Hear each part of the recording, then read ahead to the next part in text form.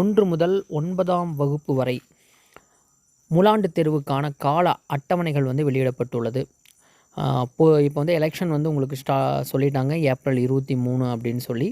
So அதனால் வந்து பார்த்திங்கன்னா 1 முதல் 9ஆம் வகுப்பு வரை முலாண்டு தேர்வுகளை விரைவாக வைத்து முடிக்க வேண்டும் அப்படின்னு சொல்லியிருந்தாங்க. ஸோ அதனால் முலாண்டு தேர்வுகள், அதாவது 3ஆம் பருவ தேர்வுக்கான அட்டவணைகள் வந்து இப்போது பள்ளிக்கல்வித்துறை சார்பாக வெளியிடப்பட்டுள்ளது. ஸோ அந்தபடி பார்த்திங்க அப்படின்னா 1 முதல் 5 வரை 3ஆம் பருவ தேர்வுக்கான கால அட்டவணை வந்து பார்த்திங்கன்னா 6/4 ஏப்ரல் 6ஆம் தேதி வந்து தமிழ் ஸ்டார்ட் ஆகுது. ஸோ வந்து 4 முதல் 5 இந்த 2 வகுப்புகளுக்கு.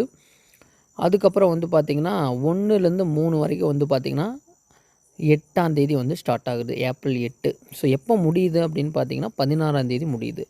ஸோ அப்படியே வந்து பார்த்திங்கன்னா அடுத்த 6லேருந்து 9 வரைக்கும் எப்போ அப்படின்னு பார்க்கும்போது வந்து பார்த்திங்கன்னா கரெக்டாக ஏப்ரல் 1ஆம் தேதி ஸ்டார்ட் ஆகுது.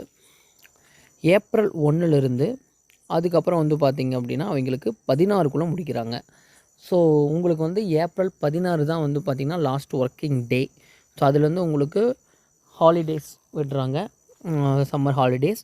ஸோ அதனால் வந்து இந்த தேர்வு அட்டவணைகளை வந்து நீங்கள் இது பண்ணிக்கிங்க, நோட் பண்ணி வச்சுக்கோங்க. ஸோ நாளைக்கு கண்டிப்பாக உங்களுக்கு ஸ்கூலில் சொல்லுவாங்க.